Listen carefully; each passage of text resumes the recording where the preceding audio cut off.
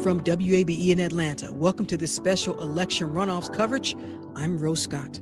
The polls have closed and the voters have made their choices. I just think it's really important that, especially in these runoff elections where like fewer people vote, to make sure that your voice gets counted. People seem pretty engaged. I've been in a couple of my group chats and just reminding people that today is the day to vote. And yeah, it's a cold Tuesday, so may not see a great turnout, but I think it's still very important. For it to be such a low voter turnout is surprising to me. So let's just keep our fingers crossed that after people get off work today, this library will be slammed with people. So who will be Atlanta's next mayor and who will lead the Atlanta City Council? Special election coverage is just ahead, but first, this news. Live from NPR News, I'm Janine Herbst. Former White House Chief of Staff Mark Meadows says he will appear for an initial deposition before the Democratic-led House Select Committee that's investigating the deadly January 6th insurrection. NPR's Claudia Grisaldez reports the word came as the committee was weighing whether to refer Meadows for criminal contempt of Congress. The committee says Meadows has also turned over documents, but Chairman Benny Thompson says the panel will continue to assess his degree of compliance with their subpoena after his deposition. Through his attorney, Meadows said he is looking to reach an agreement to share details with the panel that do not violate any claims to executive privilege. Meadows received his subpoena more than 2 months ago, but he and the panel have been divided over Meadows' claims that he is immune from cooperating. President Biden waived executive privilege claims in Meadows' case, but former President Trump has urged his former chief of staff not to comply. Claudia Grisaldez, NPR News, the Capitol. President Biden says his heart goes out to the families of the victims of a shooting at a Michigan high school today. 3 students are dead, 8 people, including 1 teacher, were wounded. NPR's Franco Ordonez reports Biden extended his condolences during a stop in Minnesota to promote his infrastructure plan. The president says they're still learning the facts and details, but that he understands the, quote, unimaginable grief of losing a loved one.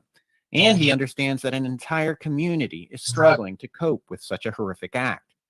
Police have arrested a 15-year-old student. That's all we know about it, but you've got to know that that whole community has to be just in a state of shock right now.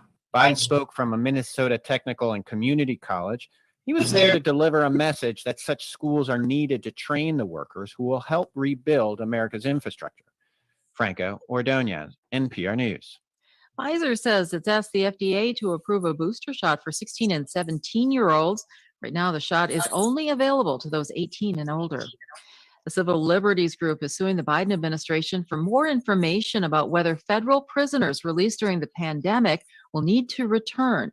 NPR's Carrie Johnson reports advocates have been pressing for clemency. The American Civil Liberties Union says it's not sure how many of the over 7,000 people who won early release during the pandemic may face a return to federal prison. They've been asking the Justice Department for more information, but they say the DOJ hasn't shared its plans. The White House says it's considering clemency for some members of that group, but so far President Biden hasn't acted on any clemency requests.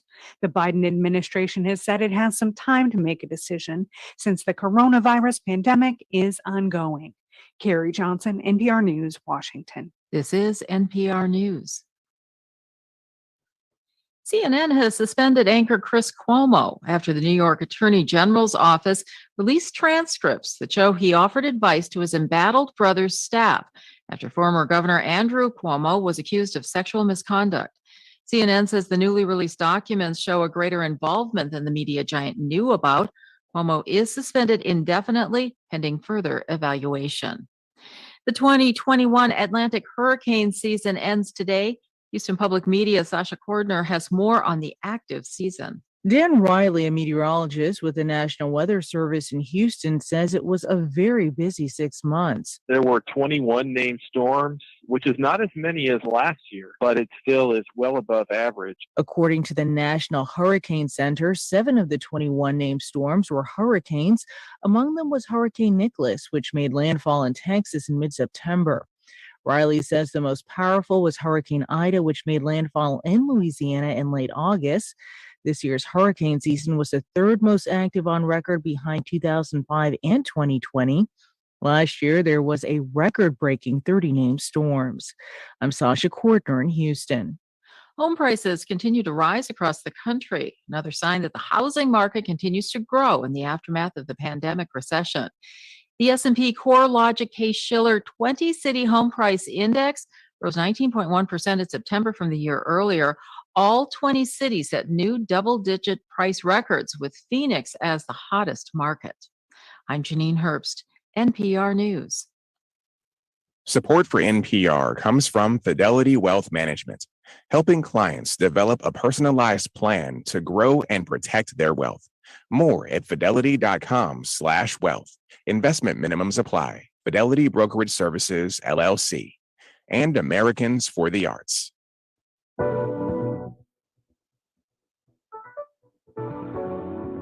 I just think it's really important that, especially in these runoff elections where like fewer people vote, to make sure that your voice gets counted. And I just thought, get it over with earlier in the morning, not let other things distract me later on. People seem pretty engaged. I've been in a couple of my group chats and just reminding people that today is the day to vote. And yeah, it's a cold Tuesday, so may not see a great turnout, but I think it's still very important. And we have a whole lot of it, and it just seems to be getting worse. And we just need somebody to step in and help us get better. Because they don't feel safe or they don't feel clean, things like that. So I think improving transportation can be very important for a city. For it to be such a low voter turnout is surprising to me. So let's just keep our fingers crossed that after people get off work today, this library will be slammed with people.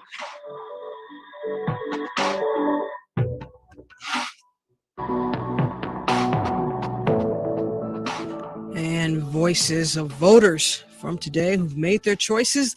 The polls are now closed. And as always, yes, we wait. From WABE in Atlanta, welcome to this special coverage of Atlanta Votes, the 2021 runoffs. I'm Rose Scott. We'll be here for the next 2 hours with live election results, analysis, and check in with our WABE politics team. And as always, it wouldn't be an election night special without veteran politics reporter, WABE host emeritus, colleague, mentor, and friend, Denis O'Hara. Denis, great to have you along. Hey, Rose, thanks for having me. Always a pleasure. Another historic night for Atlanta.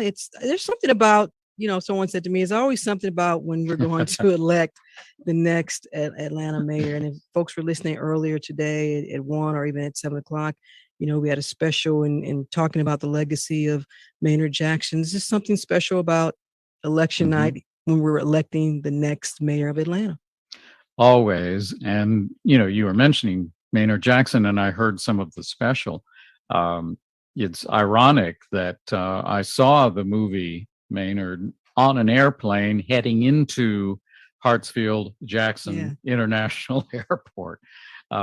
But, no matter who the candidates are, when you're having a change of administration, it's a time for the city to reset. And so we can talk about maybe some of the changes in vision over the years from, say, Sam Massell to Maynard Jackson to their successors to now.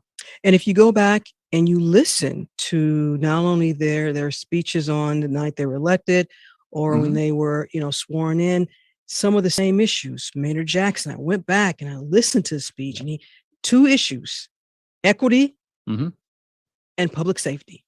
Yep. They were talking about that then, particularly in the area of public safety, questions about administration. Mayor Jackson had to sort out a cheating scandal in the police department at the time. And, although the issue is different now, but issues of police leadership, who would be the police chief going forward? We certainly had Chief Shields during the Bottoms administration. She left, like you said, the issues are the same. Sometimes the emphasis within those issues is different, but the city continues to grapple with equity, public safety, housing, and the next mayor will have to tackle those along with the city council, which is going to have a lot of new people in it. A lot of new people. And we're going to actually talk about Atlanta's identity and the perception and reality of what it really means to be an Atlanta mayor. We're going to talk about that a little bit later when from Georgia State, Professor Maurice Hobson joined us. But I want to go ahead and get to the headquarters. We know that it's early, and I know y'all are looking for returns, but guess what? Won't have them yet. So just hang with us. We're going to go. Let's head over to Raul Bally, who's with the Andre Dickens headquarters at, I believe it's the gathering spot. Raul, you with me? Yes, I am. We're over here in North Yards. And good evening, Rose and Denis. Yeah, same to you. What's happening over there? Hey, Denis, and honor to, again, now do another election night with both of you. Now, the polls as you mentioned, the polls just closed a few minutes ago. There are just a handful of campaign workers here. That most are still out at whatever location they were. But, the party is all set up. The food is out. The bar is open. But I want to give you a little bit of history about where I'm sitting, the gathering spot. The last time I was here was a little more than 2 years ago for a campaign stop for a long shot presidential candidate named Joe Biden. Yep. Wow. And you know what, Raul, I understand that the food at this spot is a little bit better than where you were election night. Is that what I'm hearing? Because my producer said, hey, this is a side note, Rose, but you might want to ask Raul about that. So, this is what we do. We give the listeners that insight that they really, really need. Yeah, I was at the Kasim Reed headquarters for election night, and yes, I would say the food spread had something to be wished for. But I think the bigger thing among us was the World Series game wasn't on on the big screen, and I understand it was on at some of the other campaigns. And Raul, a little bit later, we're going to hear from the two candidates here. Obviously, we're talking about Felicia Moore and Andre Dickens because you had a chance to talk with both of them earlier today. But Yes, I you're did. covering with what is the sort of with Dickens? What are you hearing? I mean, he was upbeat, kind of set the stage for our listeners in terms of how he's feeling about tonight. He's always upbeat. I mean, every time I've run into him, he's been upbeat, and he really has been since about a week before the general election, because obviously he was seeing something in the internal numbers that told him that he was in striking range. So he's been really upbeat, but really it's been, and it's with both candidates, how do you get people to come back to the polls? Bring your voters back. There's been a big discussion point about turnout, about getting voters to come back. You may remember it was only about 25% of registered voters, about out of the 388,000 registered voters that showed up for the general. And so far, only 30,000 early voted.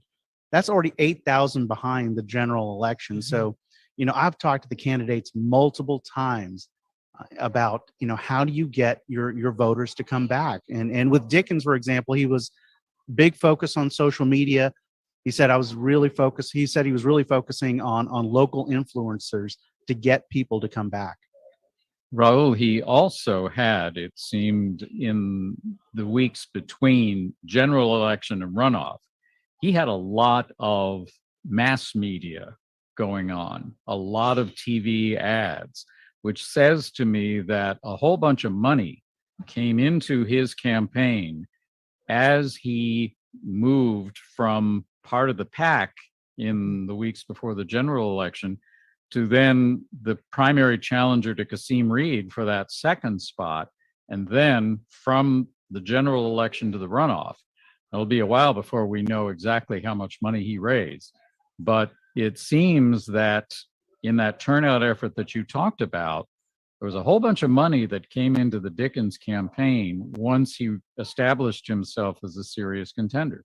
And Dennis, you're right. We're not going to know the numbers for a little while, but the two things I saw, especially down at the state capitol, I was down there for the redistricting session, is you saw state lawmakers and local politicians start lining up behind Andre Dickens. And I think it's going to be likely that we're going to see some of the money came in behind that, because some of those were some pretty big names, whether members of Congress or a state lawmakers. So, and there may have been other money, I think we're going to find out, that was on the sidelines waiting for the runoff as part of that anybody but Kasim movement. You had probably money on the side waiting to jump in. Again, I think that's what we're going to find out when we start looking at some of those breakdowns. I want to go now to the other side of the campaign trail. Let's check in with Susanna Capilouto, who is with current Atlanta City Council President Felicia Moore's watch party at the W Hotel. Susanna, welcome. Hey, Rose. Hey, Dennis. How are you guys? Hi, Susanna. All right. It's like the old gang, the old band is back together again. I know, right? Susanna, you have covered a lot of these, like Dennis, you've covered a lot of these on election night. Anything different, though, you feel about this election? Is it mainly also because we know current mayor Keisha Lance Bottoms did not seek a second term? That was always different. What's interesting is really that these are like two kind of good candidates, right? In other words, there isn't a lot of things that set them apart on policy. They pretty much, want to do the right thing. There isn't really a one or the other. It's just who supports, Andre Dickens, who supports Felicia Moore. And I want to tell you, though, at this party, they're all setting up, the food and everything. And We got pretty good food here. We get shrimp tempura and chicken satay, just to get that out of the way. Hey, let me tell you But, something. You're right. yes.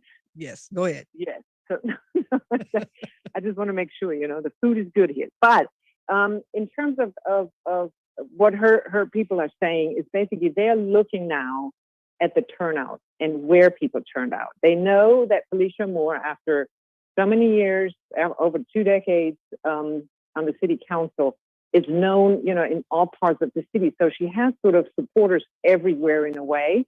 But she was very heavy. I mean, she's had heavy turnout in the general election on the north side, particularly Buckhead. And so that's also an area that turned out in early voting pretty heavily. So they are now kind of trying to see, who else turned out, basically. And they didn't seem like yay, gung-ho. I mean, they're very, everybody, we don't know, right? What's going to happen? Do people, can she get her people back? So they said they were working on getting their base back and then some. That's what they needed, to get her over the finish line. So we'll see what the evening brings. They say once the polls close, they're going to see what the numbers show and where people turned out. So that should give an indication, I think, to some degree. Susanna, one of the questions for any front runner who then gets into a runoff is, okay, maybe you've hit your ceiling in the general election. She had 41% of the vote in the general election. So the question is, where does she get that 9% plus 1 vote? Have her folks said where they were looking for, not just turning out the folks who already supported her, but where they get that winning margin from whom? Well, the thing is, this is where the turnout comes in, right? So if you have fewer people turn out, her percentage automatically goes up if she gets her voters back. And they knew they had to get then some. And they were working sort of on their base, is what they said. They tried to get their base back out. And in terms of, the support, I mean, Andre Dickens really had a lot of people supporting him. He's got a lot of surrogates from, current mayor, former mayor, a lot of, sort of what staff here calls the establishment. So in other words, they were saying, or the status quo supported Dickens. In other words, the people, that want things the way they are, they say that Felicia Moore would be a real change agent, even though she's been around for so long, which is sort of interesting, right? She's been in city politics. That was contrary to the message. Yeah, exactly. It's sort of fascinating, the duality there, right? So is she really the change agent, or she's been around this long? Anyway, yeah. Well, and Susanna, Dennis, real quickly before we go to break, I want to get your thoughts on this, because we did see those big familiar names that we are used to seeing in an Atlanta mayoral election. Shirley Franklin, Andrew Young, those are the names. You saw some names from the business community, but Ambassador Young, his name still does carry influence, particularly with older voters from his generation. Shirley Franklin, voters from her administration. Obviously, she's under Andy and then under Maynard. I mean, it's the same generational votes tend to vote the same way based on those endorsements. Well, we'll see. This is what I think is going to be so fascinating to see if that worked. If that really worked for Andre Dickens, if this got enough people out there, it's going to be fascinating, to watch. And one other factor in turnout, just as a thought, because so much of the attention during the general election was focused on former Mayor Kasim Reed. And because he was such a polarizing figure, people either really liked him or really didn't. Does that hurt turnout once he's not a part of the runoff? I mean, are people motivated one way or the other to come out because he's in a runoff and suddenly he's not? Yeah, I mean, it's this idea of either of the candidates will be okay, right? There's sort of this thinking like anybody but Kasim. Well, now we got, either one would be okay. And I think that's where we're, and people are also in this mindset. I mean, the holidays and everything. I mean, it's like, let me get my Christmas shopping done before Omicron comes, right? I mean, it's like, oh, what? I got to vote? Okay. And then, you get bombarded on your phone, go vote for this and that. Yes. And you would be okay with either one candidate. So do you go to vote? That's really the key, I think, in this, because the candidates are really have a lot of the same policies All generally. right. Susanna, Okay. Susanna Capilouto is with the Felicia Moore campaign. Raul Bally is with the Andre Dickens campaign. We'll check back in with both of you later. Thank you so much for taking time. We'll check back in with you. And you're listening to special live election coverage here on 90.1 WABE. We're back in a moment.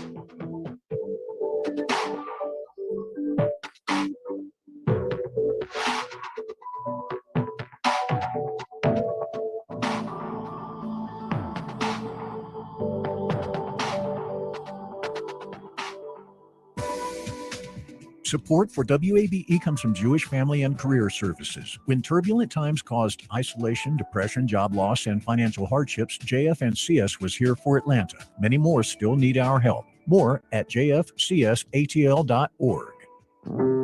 The Supreme Court is set to hear arguments in a Mississippi case that could end up reversing Roe v. Wade. Will the court's new conservative majority overturn nearly 50 years of precedent? Tomorrow on Morning Edition from NPR News. Beginning at 5 on 90.1 WABE.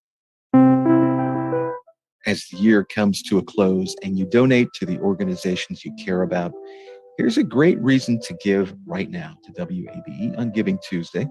Every donation WABE gets today will be matched dollar for dollar up to $10,000. It's a great way to amplify your philanthropic gift. So please take a moment and make your Giving Tuesday gift right now at wabe.org/donate. And thank you.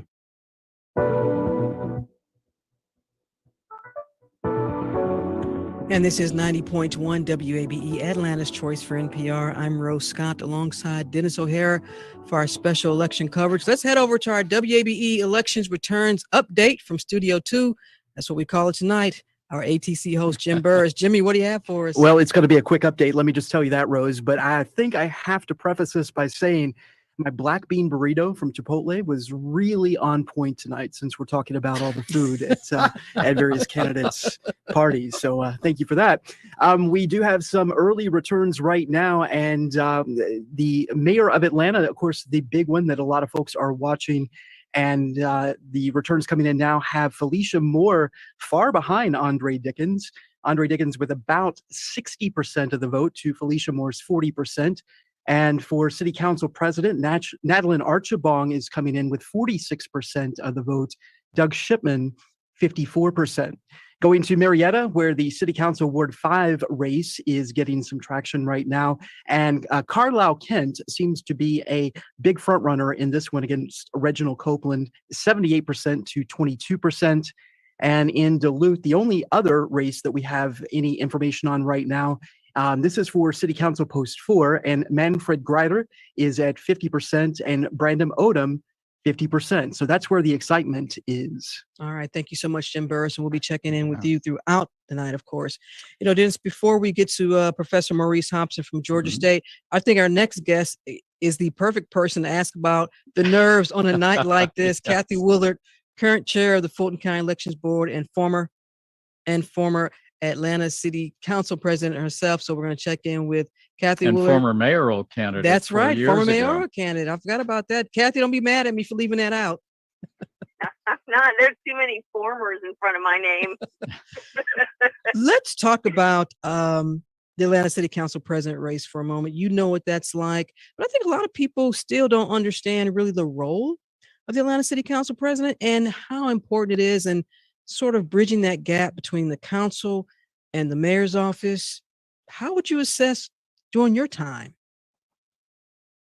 Well, you know, Shirley Franklin and I got elected at the same time, and we were the first two women elected as mayor and as city council president, which was kind of interesting. And so I think, you know, we might have broken the mold a little bit because we didn't have much of a prior relationship, but worked hard to stay in communication. Mayor Franklin invited me to meet every week, and we did that. And I, you know, we didn't always agree, but we sort of got to a good place about communicating any concerns that we might have with each other privately, so that we could have a chance to work it out. And I think that's really government at its best, when you have people talking to each other and trying to come to some accord. Every week. So, every week, periodically we would miss if somebody was out of town or something, but, we would just get together for 30 minutes or however long it took to get through whatever was on our mind. And I think it was very useful. I mean, sometimes our meetings were not particularly, exciting or interesting, but that's not the point, right? The point is get it all off your chest while it's there and, move on to, whatever needs to come up. And I don't think that other council presidents and mayors have had that kind of a working relationship. I felt like it was my job to make sure that she was accountable, but I didn't think it was my job to make sure she wasn't successful. And I think everybody's got to have their own governing philosophy, but that was mine. One of the questions I think that a lot of people, kind of picking up on what Rose said, is, a council president in a city government whereby charter it's a strong mayor form of government. How much can the council president do to influence votes, to guide legislation through, or to take on a mayor, for instance, when the mayor by law has most of the power and council members individually can do pretty much what they want? Well, you just nailed it, Dennis. The council president really only has as much power as others cede to that person. So you build power by, working hard and building a reputation of leadership. You don't get any power per se. You preside over meetings, but we use Robert's Rules of Order, so you don't get to game that system. You do get to appoint the committee chairs, and that's usually done at the last committee meeting of the year for the last council meeting of the year for the next year, although you could do it at any time. And so how you configure those committees is really be a place where you can hold a mayor accountable. I was always very careful about the makeup of my committees so that, I told Shirley when she got elected that she had a one vote margin. If she did her work, she'd get it through. And if she didn't, she'd probably be delayed. And I think she probably hoped that she would have a little bit of an easier time. But, I felt like my role was to make sure her staff and she were always, had their ducks in a row when they came to the council. Others, again, might have a different philosophy about how to do that. But that's really the only power the council president has. And voting in the case of it's high. And if you get to a point where the city council or the council president has to vote, you have a very controversial issue. It doesn't happen very often, but when it does, it matters. Kathy, before we let you go, I do want to ask you to put on your Fulton County Elections Board Chair hat for a second. Did you hear any concerns, any issues throughout Fulton County in terms of voters process, people, polling locations not opening, pretty smooth going? What have you heard? It was a great day. We had everything opened on time. I got no phone calls about it. I don't relish getting any phone calls. It's better to call our staff for them to deal with things, but it was a very quiet day. I think turnout was relatively light just based on anecdotal evidence, but in terms of the operations, we really had a smooth and flawless election. And I just want to say this is Rick Barron's last election with us, and it's appropriate that he would go out on a high note. He has brought so much innovation and leadership through a very, very difficult time, and I think we will all come to appreciate him even more as he leaves us because of his really decency and understated leadership through what's just been, a very, very challenging couple of years. I want to pick up on that because you're talking about Richard Barron, who was elections director in Fulton County. And as you mentioned, he's leaving now. And although it may have been a quiet day for you, relatively speaking, it was not a quiet day for the top elections official in the state, Secretary of State Brad Raffensperger.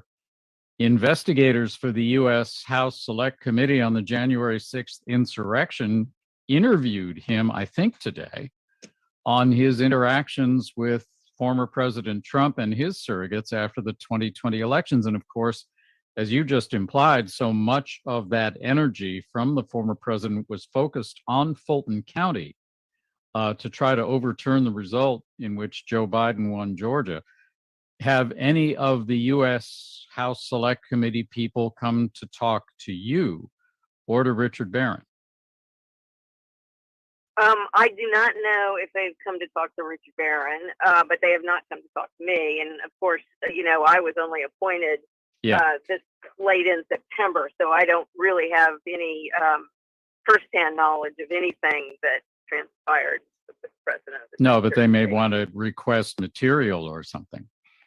Yeah, I'm not aware that anything has been requested. That doesn't mean that hasn't happened, but that some of those requests would go directly through staff, and it's not been communicated to me that there's been such requests. And something else that we will continue to watch as we're still dealing with the effects of the 2020 presidential election. Kathy Willard, current chair of the Fulton County Elections Board, former Atlanta City Council president. Thank you so much for taking the time as always. We appreciate it. Yeah, thanks for being with us. Thanks for having me. Sure.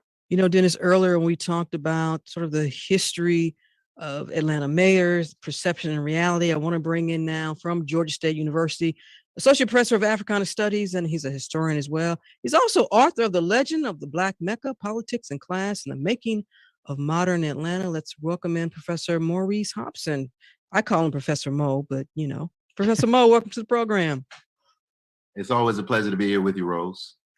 Here we are again. And you touch on this a lot in your book. There's just something, and Dennis and I talked about this earlier, something about being the mayor of Atlanta. Now, there is the perception outside of our region about being the mayor of Atlanta, and then there's the reality of all of this.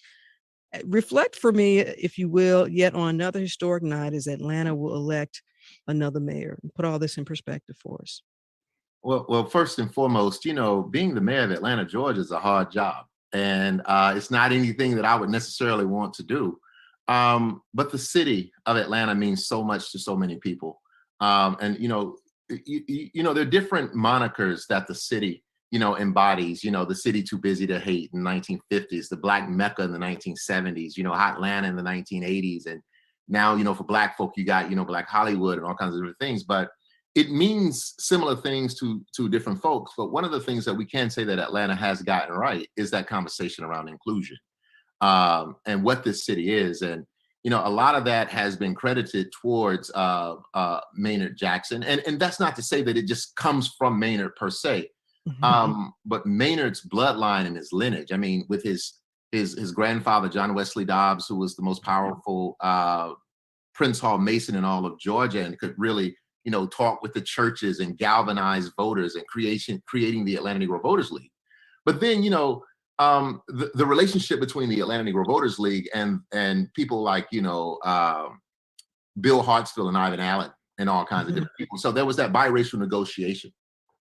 But when you talk about those historic mayors, and even after, of course, Maynard Jackson, there seems to be that there's this pressure for every mayor afterwards, because they all, in some form or fashion, they may not admit it, but we got it on tape, I'm sure. If Denis doesn't have it, I have it, where they all have said, in the spirit, of Maynard Jackson, want to continue what Maynard started because he was the city's first Black mayor. You hear that a lot. We've always heard that. But not only was he the city's first Black mayor, Maynard Jackson was also from Atlanta. He was the homie, and he embodied a lot of different things. I mean, of course, Maynard Jackson was born in Dallas, Texas, but he was a fifth generation Georgian. I mean, his grandfather, Alexander Jackson, was the founder of Wheat Street Baptist Church, was a very prominent figure. John Wesley Dobbs, of course, his maternal grandfather was the unofficial mayor of Sweet Auburn. But one of the things that Maynard does is he's able to bring forth quite a few things of his ancestral past to really present this idea of Atlanta as the most inclusive city. And Maynard Jackson was able to ride into that top seat in the city of Atlanta based on the civil rights tarrying that took place in places like Alabama and South Carolina. I mean, with the legislation that comes out of that, the Civil Rights Act of '64, which buttresses the 14th Amendment, gives equal protection and due process under the law. Voting Rights Act of 1965 that buttresses the 15th Amendment. and grants universal suffrage, particularly across the American South. And what it is it's Maynard Jackson who's able to see that shift and that change in what I call the Black New South, and how he's able to weaponize that to attract new and innovative people to Atlanta, Black and white. And in the process, I can remember him doing it. Certainly the Olympics were probably the most prominent example of this. He projected Atlanta onto the world stage. And to come back to where we are now, and all of these folks talking about in the spirit of Maynard Jackson, this race from the beginning has had mayoral candidates really not grappling with how to project Atlanta on the world stage and how to continue its international prominence, but how to deal with really tough, nitty-gritty local issues, from public safety to housing to streets to public works, still to sewers, which Shirley Franklin wrestled with. You don't hear that kind of soaring universal theme that Maynard Jackson was able to sound, if you will, even as he, during his time, grappled with garbage pickup and police cheating scandals and all of that. So what's different about this group now compared to what Maynard Jackson was able to do? Well, this is a great question, Dennis, and thank you for the question. Maynard had to be smart. We were in uncharted waters. And one of the things that people don't talk about, that the public doesn't talk about, that Maynard Jackson had to really grapple with, was the fact that in 1975-76, there was a move to disband city government and to create this county city government. Kind of like Athens has. Exactly. And Maynard was able to see beyond the curve, and he knew the law. Maynard was a very good lawyer. He understood policy in a very high level, and he calls for a moratorium. And when he calls for a moratorium, what it does is it blocks any annexation that would take place, whereas the state assembly, the General Assembly, wanted to annex mostly white suburbs to be able to kind of flip the city back. Maynard knew how to stop that, and it ensured that he was elected again. But I will say this, and I think that this is important. We talk about Maynard, but when we really begin to talk about the Olympics and different things, we have to give a credit to Ambassador Andrew Young and his international field. We have to look at, Bill Campbell. And I know that, there are folks who won't always put him in the equation because of certain things, but Bill Campbell comes out of that tradition.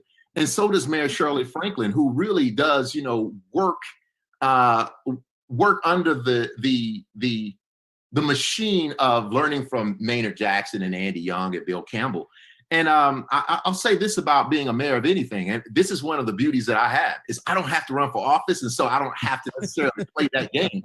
But it's admirable of anybody who wants to do public service, because I'm a scholar and an activist, but that's different than governing. And it's important to be able to do both and in terms of how I guess what I'm driving at too is what is it that has kept these folks, this group, including these final two, so zeroed in on the nitty gritty? Is it because the voters now kind of take our international status for granted and they just want the potholes fixed? Yeah, well, I'll say this. Maynard's idea of inclusion, particularly with the contracts, the affirmative action, his gold standard for affirmative action, which later bled into 35% of all city contracts going to minority contractors, which include women, Latinx folk, Black folk. It does attract many people. I know between 1973 and 1993, it was roughly $10 billion to come through the city in terms of city contracts. And it's $3.5 billion are going to minority contractors. That produces a lot of millionaires. We also have what's going on at this time, and Maynard was brilliant at being able to really capture this, is the Sun Belt boom. The Sun Belt boom that takes place in the 1960s and 70s, where the American economy moves from industry, the industrial age, to the information age. And the American South becomes a place that can welcome folk. And with the better weather and tax incentives, I mean, it just made Atlanta attractive, and Maynard Jackson was able to really push that forward. Well, Professor Hobson, to that point, and speaking to, and Dennis talking about the now where we are, because I think that even that perception of Atlanta, and it's also the title of your book, Atlanta being this Black Mecca. But look, let's be really clear. Housing affordability is, as the kids say, crazy. Yeah. You also have inequity. Okay. We have the highest inequality. Also, right now, Atlanta is among the top cities with the highest inflation rate here. So the next mayor, whomever that will be, is still going to have to grapple with the basic quality of life needs for its residents that still continued under Mayor Bottoms, under Mayor Reed, and even with Shirley Franklin and so forth. It's still those basic quality of life needs that folks want to know that they have a city government that has resources for them. And when you have neighborhoods like Grove Park, pick any West Side neighborhood, if you will, who would, where will these folks be a year from now, 2 years from now, whenever the Microsoft camp is finished? We've been down this road so many times. Well, we have been down this road many times, and it's a different. We are in a different era of a Maynard and Andy. But I will say this: you're right; they are still dealing with the same issues. Urban renewal and gentrification. I mean, the Olympics. When the Olympics came to the city, and what I call in my book the Olympification of Atlanta, and what that does in terms of urban renewal, gentrification, neoliberalism. But this is the thing that is extremely important to really look at. We are in a city that is struggling, and we're in a city that's struggling. I mean, we had a cheating scandal that failed a whole generation of public school kids who are overwhelmingly Black. I teach some of those students now at Georgia State University, and what they talk to me about it. We didn't know. But the other aspect of this too is we have to understand the grappling between a city mayor and City Hall being one block from the Gold Dome. Mm-hmm. And this is an interesting state in terms of it can fluctuate sometimes and lean more moderate, and then it'll swing hard back to the right and become claret red. And that's the thing about it, is sometimes we have too many expectations of a mayor, not understanding that this mayor is fighting above their head. A mayor in Atlanta is middle management. The governor has particular policies in place that can supersede anything. Mayors are oftentimes trying to protect the city from, these state policies. And so there are local policies that have been passed. And we saw that showdown, particularly in 2020, between Mayor Lance Bottoms and Governor Brian Kemp, and how that plays out. Because cities, under the state constitution, cities are creatures of the state. That's right. And so that's something that most people don't even think about in terms of a mayor can only do so much. And then you have to deal with the state laws. And so, and it's interesting living here. I live in South DeKalb, right? And, the laws are different between South DeKalb and Atlanta, and I work downtown every day. And, one of the conversations that comes out about this is a conversation around, marijuana. So if you have marijuana in some cities, it's a ticket in the area. Some places you possibly get arrested. So there are differences in ordinances amongst counties and cities and the state and all kinds of different things. And a lot of that has had to be worked out with these mayors because the political landscape is always changing around them. Maurice Hobson, Associate Professor of Africana Studies and a historian at Georgia State University, also the author of The Legend of the Black Mecca, Politics and Class and the Making of Modern Atlanta. It's a good book. Y'all should read it. I have. Professor Mo, thank you so much for taking the time. Hey, thanks so much. Dennis, it's a pleasure to meet you. Great to meet you. All right. And Dennis, when we come back, we'll check in with the two remaining candidates for Atlanta City Council President. You're listening to special live election coverage here on 90.1 WABE. There's more when we come back.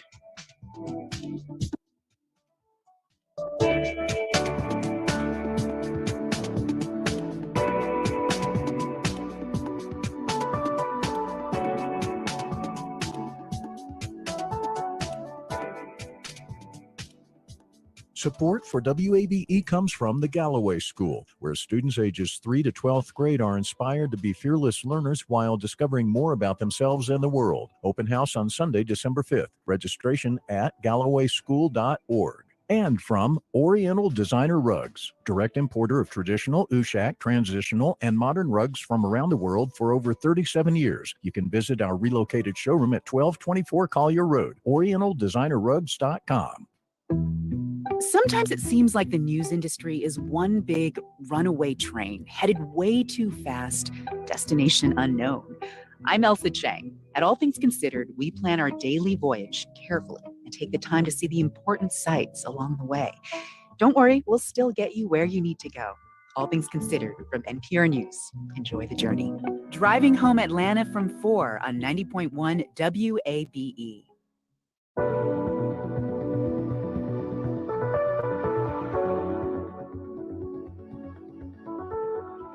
And you're listening to 90.1 WABE. This is special election coverage. I'm Rose Scott alongside Denis O'Hara. And Denis, earlier we spoke with Kathy Willard, who kind of talked about, the role of the Atlanta City Council president.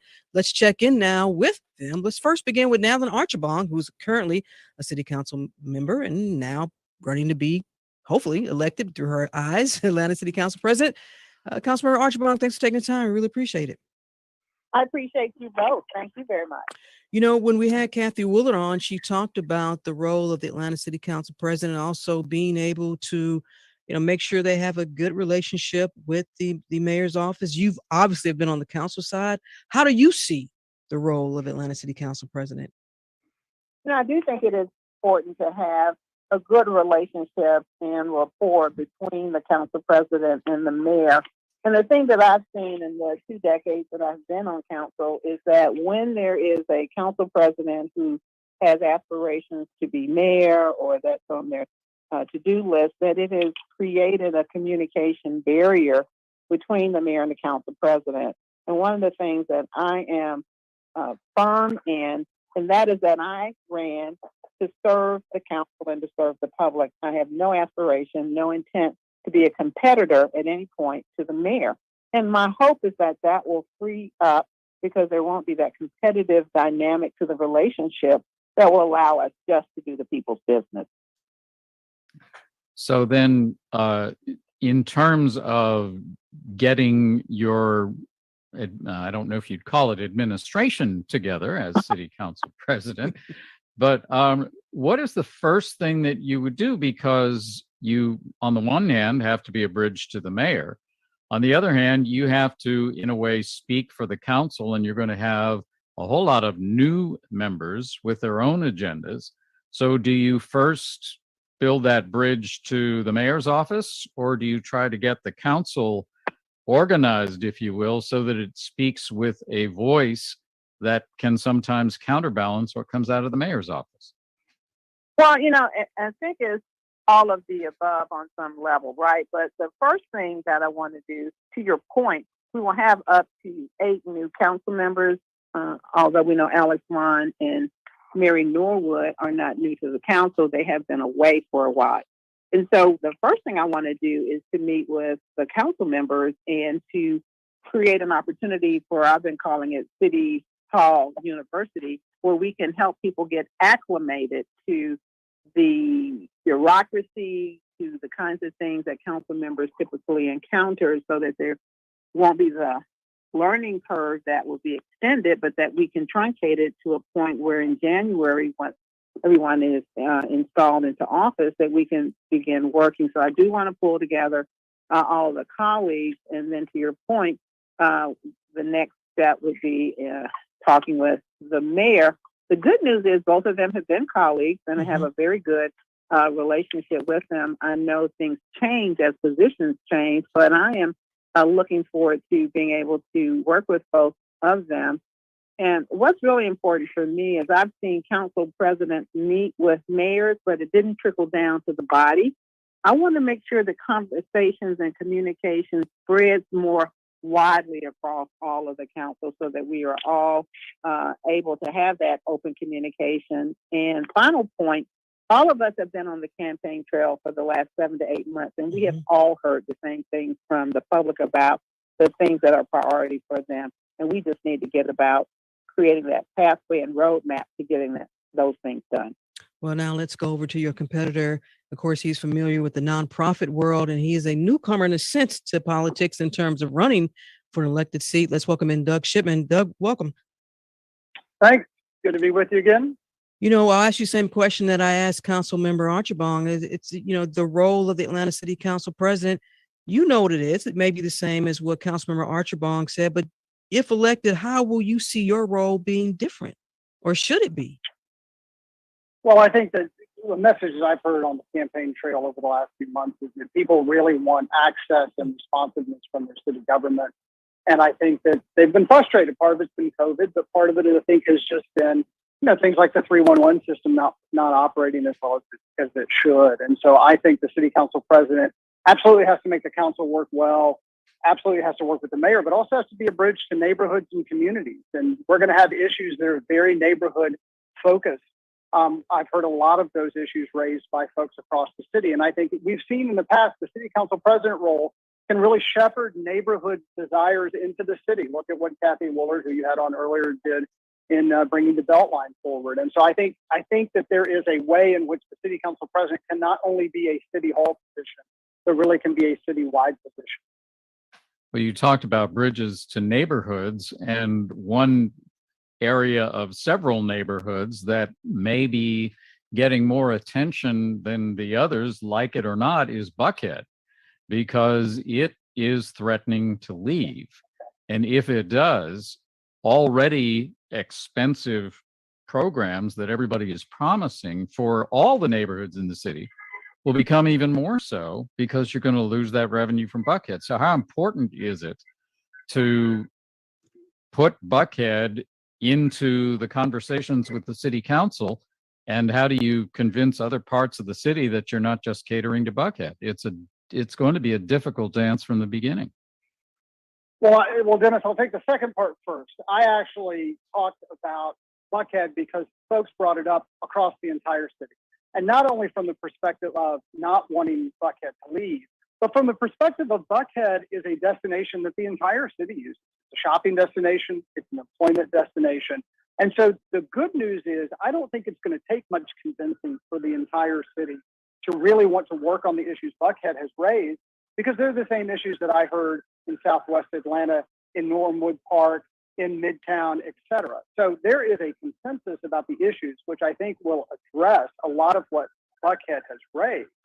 But I think to your first question, it is imperative that the new mayor, the new city council president, and new city councilors do go to Buckhead and really have deep conversations about why a Buckhead city notion has come forward.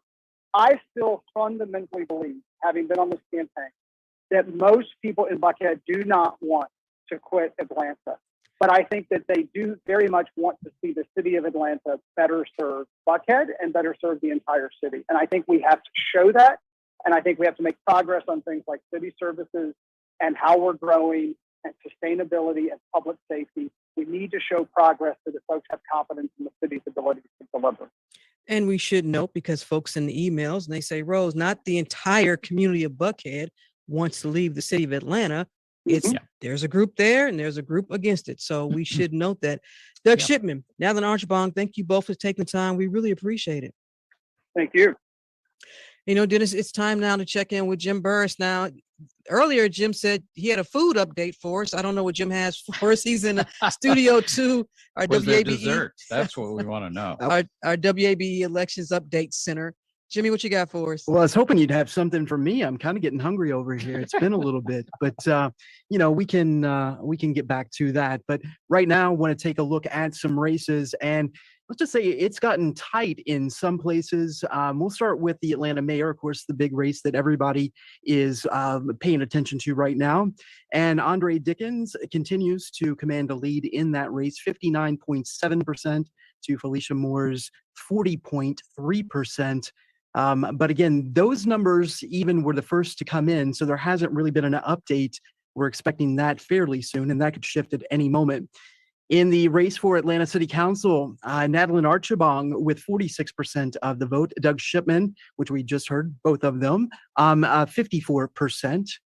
city council posts, 3 at large. Jackie Labatt and Keisha Waits are virtually neck and neck. Only 58 votes separate them. And this is the interesting thing. That is not even the closest vote that we have on our tally right now in Duluth. City Council Post 4, Manfred Greiter is at 50%, and Brandon Odom 50%. We're talking about 6 votes. Wow. That's all that separates them from, victory. But back to the city of Atlanta, Jason Winston has a slight lead over Nathan Clubb in District 1, 53 to 46%. Byron Amos, 57% to Erica Estrada's 43%. Jason Dozier, 59% to Cleta Winslow's 40%. And Liliana Bakhtiari is with 66% of the vote to the 33% of Mandy Mahoney. That's in City Council District 5. Joy Shepard, a commanding lead in 12. And looking at a couple of school board races, the at-large seat in District 7, Tamara Jones, a commanding lead. And pretty close in District 2, Aretta Baldwin with 53% of the vote, and Keisha Carey, 47%. So in many races, Rose and Denis, not a lot of separation. Thank you so much, WABE's Jim Burris and our WABE Elections Update Studio. And Denis, before we break and come back for hour 2, some familiar names there. You're talking about Keisha Waits, a former state lawmaker. Yep, and Byron Amos, former member of the Atlanta School Board. And it was interesting, Rose, that we were talking with not only former Council President Willard, but both of the Council President candidates about new members in the City Council. Jim just mentioned 2 incumbents who are facing runoffs, and Cleta Winslow in District 4 on the south side is behind in her race, while Joyce Shepard in District 12, more to the southeast side, is at the moment ahead in the race to keep her seat. So we're getting split results on the challenges to the incumbents, at least so far. And long-time Atlanta City Council representatives there in those posts getting challenges. And for Cleta Winslow, she's been down this road before. Getting to a runoff and then coming out on top tonight could be different. So we shall wait and see. And there's one city on the south side that's going to be really interesting, and that's because Mayor Bill Edwards, former Fulton County Commissioner, is facing a challenge. He's the only mayor that South Fulton has ever had. That's very true. That's right. They're sort of a new city. Speaking of cityhood movements here. Yeah, and haven't heard any results from that one. Khalid Kamau is challenging Bill Edwards there. So a lot to look forward to tonight as we watch these returns come in. All right, and we will have more. Our election coverage will continue in the 9 o'clock hour. I want to let you know that coming up tomorrow, Denis, you may be familiar with this program, Political Breakfast. What was that name again? I think you know something about this show. Special Political Breakfast. A little bit. Oh yeah, please listen to that. Yeah, with Lisa Ram, and I tease them by calling them Ren and Stimpy, but they're very good analysts. They're going to kill me on Twitter, I'm sure. Theron and Brian, and that I say that with love, fellas. Yeah, I don't know that either one of them has said to the other, "You idiot." Stay tuned. There's more of our WABE election coverage coming up in the 9 o'clock hour.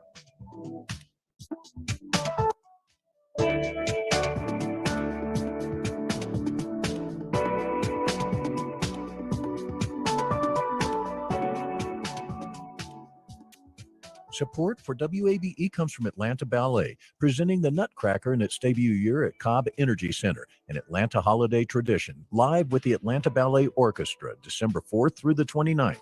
More at atlantaballet.com. And from ICS Atlanta, a K-8 public charter school and IB World School offering language immersion education. ICS Atlanta, nurturing compassionate, lifelong learners who strive to improve our world. ICSAtlanta.org.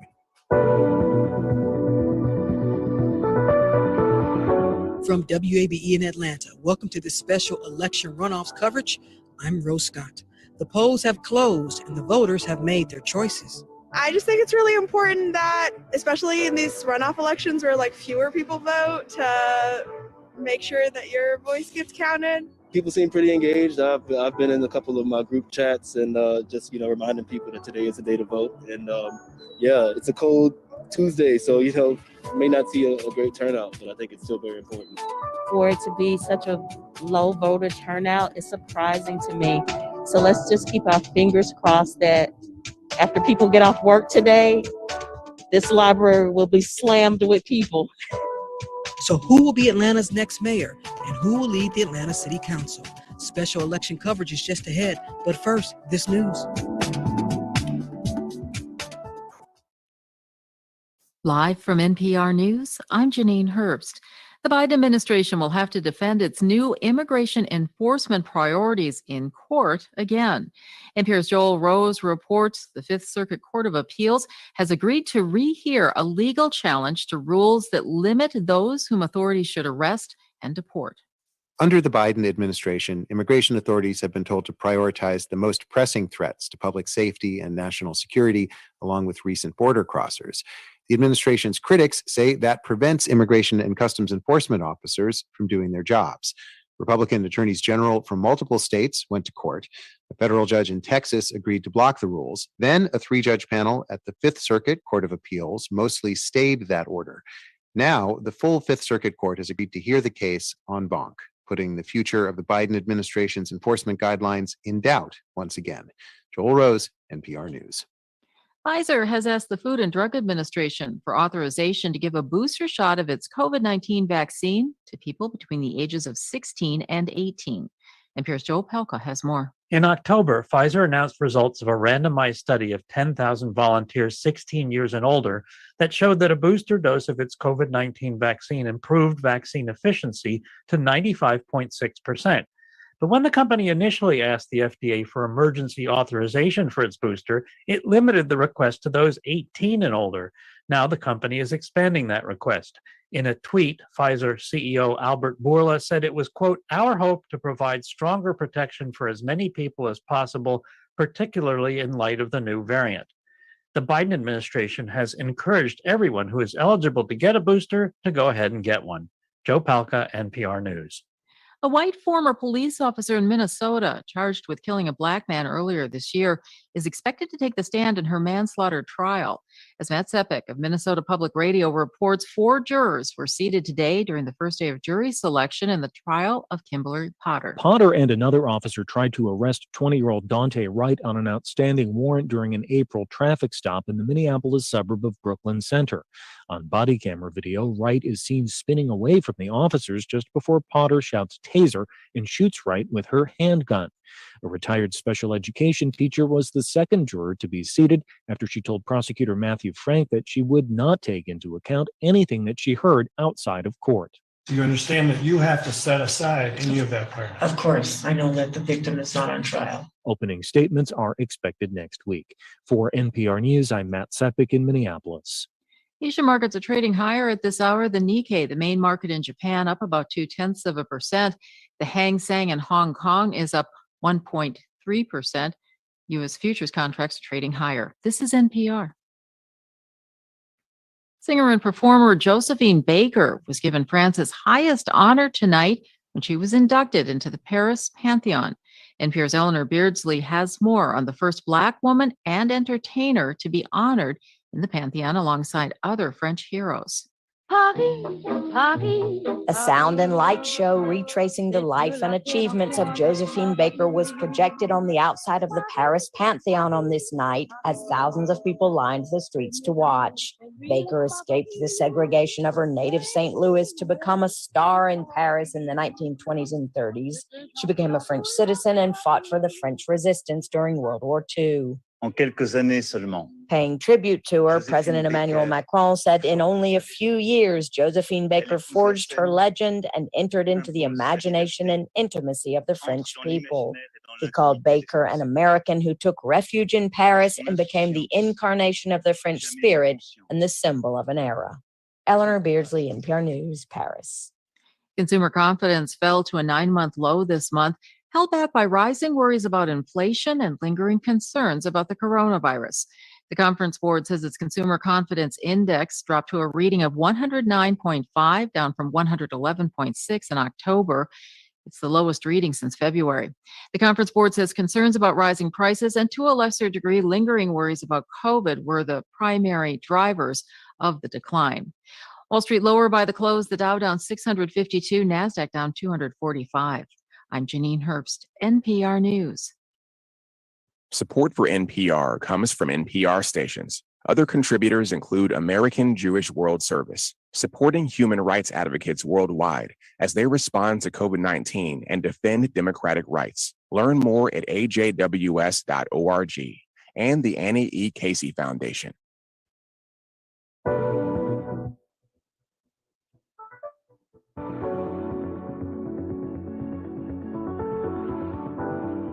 The polls have been closed now for about an hour. The voters have made their choices, and so as always, we wait.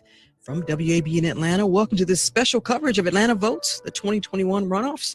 I'm Rose Scott, and as always, I'm in coverage with my mentor, my colleague, my friend, veteran politics reporter, WABE host emeritus, Denis O'Hara. Denis, great to have you along as always for Hey, another Rose, hour. thanks so much for having me. It's great to be with you. You know, before we get to some of our other guests, there's a demographic that we haven't really talked about, Denis, and that, I don't like to use the word the youngins or the young generation, but maybe the next generation. Oh, you've used that before. I have, and I get emails about it, but they know I mean it with love. But this is a great time to talk about this next generation, particularly here in Atlanta, and everything that we talked about with Professor Maurice Hobson about in terms of that old guard of Atlanta. Well, the next generation. Now, Devin Barrington Ward is a local community organizer and managing director of the Black Futures Group. He was also a former candidate for Atlanta City Council District. He likes himself as a progressive candidate, and he joins us now. Devin, welcome to the program. Thank you for having me so much, Rose. Thank you. Now, you're not offended when I refer to y'all as the younger generation. I won't say youngin, but younger generation, right? Listen, there are worse things that you can be called, okay? Let's talk about then your particular demographic. We're going to say maybe folks under 32, that group. Did you see a lot of folks in that demographic coming out to vote early on in the first round here? Unfortunately, no. We know that we had under 40 voters, 43% of those voters actually showed up in the 2020 presidential election, but only 11% of voters under 40 showed up to the general municipal election just a month ago. And so that is indicative of a couple of things, I believe. One, there hasn't really been candidates, particularly at the top of the ticket, that has been a motivator for young people to get out and to vote. I think in 2020, our current president described it best that many folks viewed that election as the choice between, a moderate Democrat and an existential threat, right? Maybe folks who would not normally vote for somebody like Joe Biden or didn't support him in the primary saw the importance of having to vote for President Biden in the general election because of what was going on. But because of what's happening here in the city of Atlanta, there isn't necessarily the same motivation. Why is that, Devin? Why? I think they haven't seen candidates, particularly again at the mayoral level, that are speaking to the issues that are of concern to young people. We are in a housing crisis, and young people are impacted by that because so many of us are not able to purchase homes at the same level that many of our parents and generations before that. We're saddled with student loan debt. While that's not a city of Atlanta issue, it is an issue in terms of money. It is an issue in terms of job opportunities. And so I haven't necessarily seen a real progressive mayoral candidate that is going to invoke the type of excitement that would be needed to bring out young people. I also think we have to take some books, take some lessons from Stacey Abrams and the work that she's done around really motivating and doing that ground game, which is essential to one, getting folks registered to vote, but also empowering them around what they're actually voting for. A lot of voters don't necessarily know all of the particulars about what the mayor of Atlanta does not know what city council does. And I think that's also indicative of more work that we need to be doing with young people around civic education and empowerment. Mm-hmm. Let me pick up because you were going right where I was when you were talking about the housing, the price of housing and housing affordability and equity in finding housing.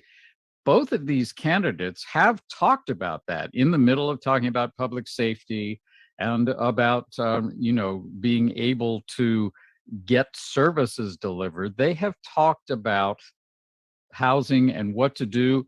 Each has rolled out plans for more affordable housing. And yet it appears certainly that has not, those messages haven't gotten through to the young folks. There's also this pilot program that has just come up where cash is going directly to some low-income residents, and presumably many of them are young people, as a way to give them a jump start out of poverty. Are those things just not, those messages not getting through to the younger voters at this point, and how come? Yeah, I think it's also, you have to meet people where they are, right? And so I also think it's being intentional about where you are trying to engage young voters here in the city of Atlanta.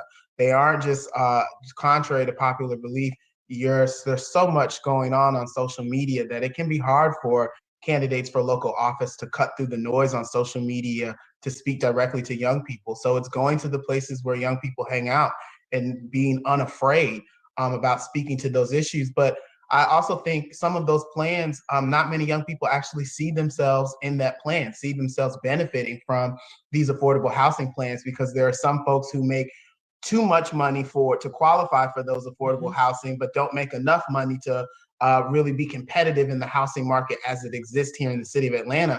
And so a lot of people do find themselves in that in-between space where many of these programs are not necessarily speaking to them. I also think there's some concern, particularly with young Black voters, around racial equity and the fact that, and that also pertains to a housing issue, but also a public safety issue.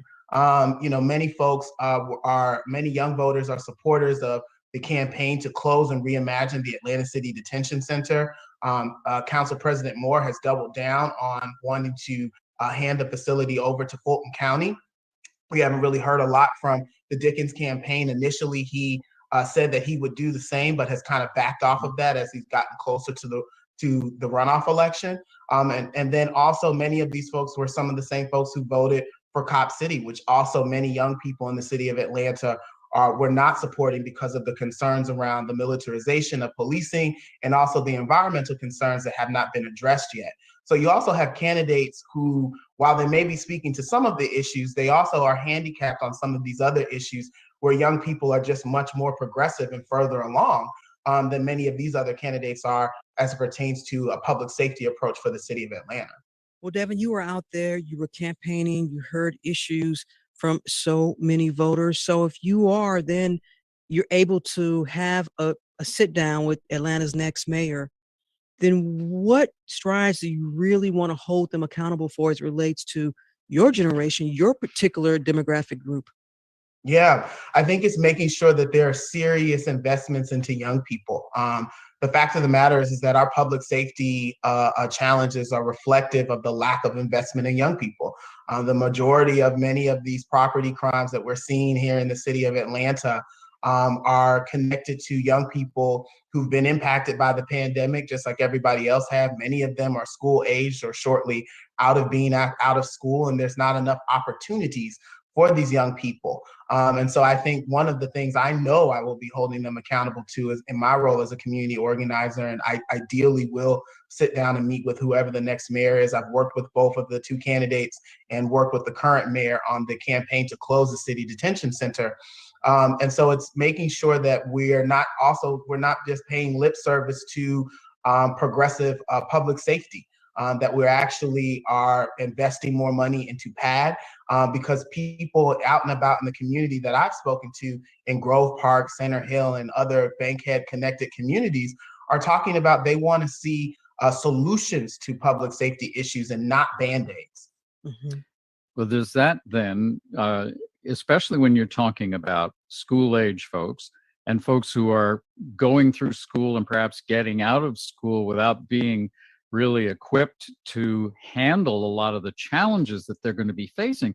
Does that mean that we're going to have to see better coordination and cooperation than we have between the city government and the people who are being elected tonight and APS, the Atlanta Public School System, to try to address the very challenges you're talking about in a coordinated way? Or do the candidates have to go outside of those traditional channels, or is it both? it's both and.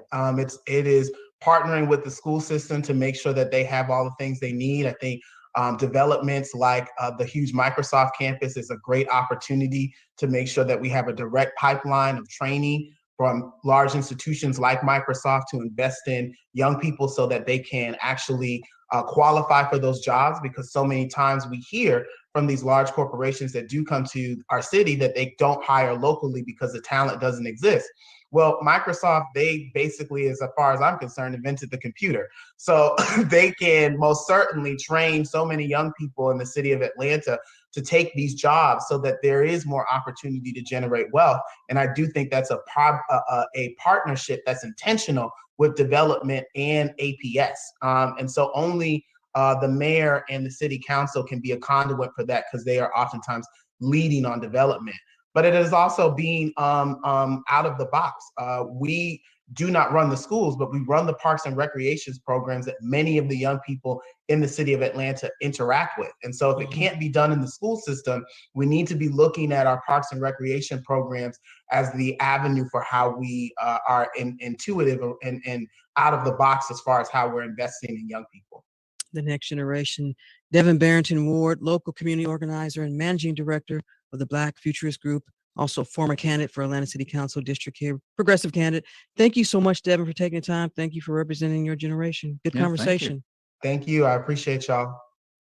You know, Denis, we were just talking and you heard what Devin had to say about what he would say to the next mayor of Atlanta, where our next guest could be that person. Joining us now is Atlanta City Council President, mayoral candidate, Felicia Moore. Welcome. Thanks for taking the time.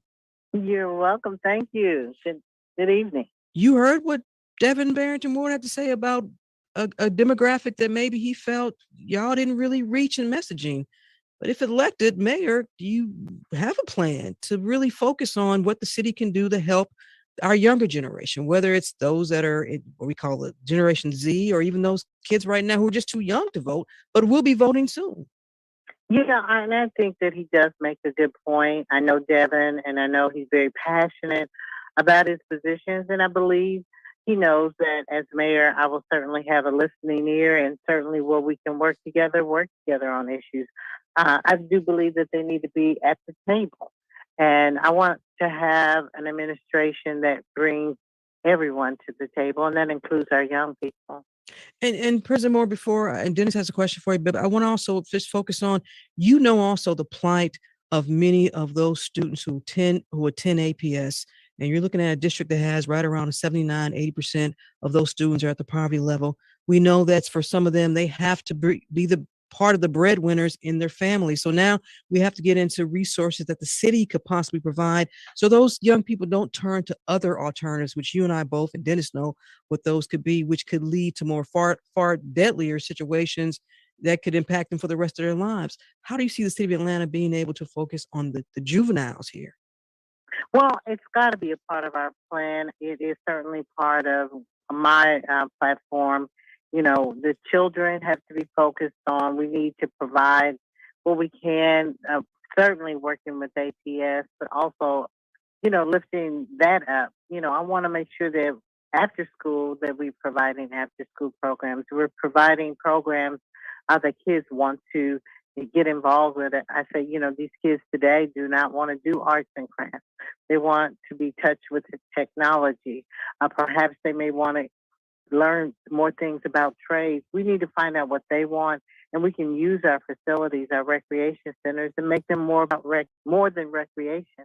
But we also can't forget the family that they go home to, whether it's a single mother or otherwise. We need to also make sure that we're helping to lift them up. That's the only way that we're going to make sure that we start to make a break in this generational poverty. And another point that he made was about the Atlanta Detention Center, what the future of that is, and the idea of maybe turning it over to Fulton County. Closing it is, of course, an option, or turning it into something else, which has been proposed as well. But when you look at the problem that Fulton County has, an overcrowded jail, many of those folks are young people, many of them arrested in the city of Atlanta. So it is a difficult decision to say, okay, let's close or repurpose the city jail when Fulton County has conditions that are already affecting the folks who are in there, many of them young people. Yes, and so, we're going to have some conversations about it. I'm not, and have always said that I'm not for, closing the detention center, because I've been to Fulton County Jail and I know what its conditions are, and it's just inhumane the way people are being kept. Whether we work with Fulton County on a short-term basis, whether we sell the building to them, lease back, whatever we do, those are going to be discussions that we will have as I'm mayor. But I do believe that if we can help relieve overcrowding, that's something that we can do. President Moore, before we let you go, we did speak with former Atlanta City Council President Kathy Willard. We also spoke with the two candidates who are now in that race, and talking about the role of the Atlanta City Council President. You've been in that role. You have told me before, right here in Studio 4, the difficulties you had in trying to get a meeting with Atlanta Mayor Keisha Lance Bottoms. You told me that. If elected mayor, you see that this will be something different that you can bring into the city government in terms of work. And y'all may not always agree, that's fine, but at least in keeping the lines of communication open with the council and the mayor's office. Well, I'm always have been accessible and always willing to talk with people. And, so that's going to be the same way that I would operate as mayor of the city of Atlanta. So, having an audience with me, having a conversation with me, or me reaching out to you to have that conversation is not going to be something that we will be talking about in 2022. Let me ask you this then, because you're talking about when you are mayor, but right now, and I know it's early, but you are behind in the votes. Are you paying much attention to this right now? When do you really start keep looking at the monitor and checking it? Well, you watch all night until all the votes are counted. Right now, I believe they're counting the early results, and we've got a long way to go. The other, one of the other questions is, no matter who the mayor is, they'll have to grapple with how to pay for all of the programs that they are talking about. And you have certainly proposed a number of measures that would cost a good deal of money. How does one pay for that, no matter who the mayor is, to try to address the problems that the city has, and to do that without increasing the tax burden on the people of Atlanta? Well, first, I don't know what all the programs you're talking about that are going to cost a lot of money. I've been on the finance committee since I was elected, and I do know what costs what, and making sure that we have that taken care of. The only thing that I can think of are some of the programs related to hiring more police officers. I believe that we can absorb a lot of that with the overtime that won't be needed for officers, because our officer strength is low. We having a lot of overtime. I do know that, our Workforce Development Agency has funding, and we can use that for some of the programs that I've talked about. I believe that there's capacity to do that. And of course, you can always reprioritize your budget in terms of what you spend on. I'm not in any way looking to cost burden the citizens of Atlanta, but we will make decisions in terms of priority on how we will spend the money we have. All right. All right. Current Atlanta mayoral candidate Felicia Moore, also Atlanta City Council President. Thank you so much for taking the time. We'll see how all this turns out. Thank you. Good night. Good night. And before we go to break, let's go over to Studio 2 for our WABE elections returns update with Jim Burrs. Jim, how's it looking? Well, it's looking pretty much the same as it did the last time I came to you. We've had slow results come in this evening, and in the big races, we're not seeing any movement. I do want to say, though, this is out of our listening area, but I think of great importance that in Brunswick, Georgia, 100% of the vote is in, and 36-year-old Cosby Johnson will be that city's next mayor. Johnson won 74% of the vote over GOP rival Ivan Figueroa. Now, Brunswick, of course, coming off last week's verdict in the trial of 3 white men who murdered Ahmaud Arbery, guilty verdicts in that case. And Cosby Johnson was instrumental in getting the state lawmakers, the state legislature, to repeal Georgia's citizens arrest law. You might remember that was much of the defense for those men. So really a monumental shift, if you will, in Brunswick, Georgia. But we can revisit the results that we are seeing. They haven't changed in about an hour, but with the Atlanta City mayor of Atlanta City race, 59.7% for Andre Dickens, 40.3% for Felicia Moore. Only fewer than 30,000 votes counted so far. And break that down by Fulton and DeKalb County. Dickens with 59% in Fulton County and 65% in DeKalb. And we should note, Dennis and Jim, that we reached out to Andre Dickens' campaign. He is not he's declined to be interviewed. He won't talk until maybe the 10 o'clock hour. So we just wanted folks to know that. You're listening to special live election coverage here on 90.1 WABE. When we come back, more conversation. Hang with us.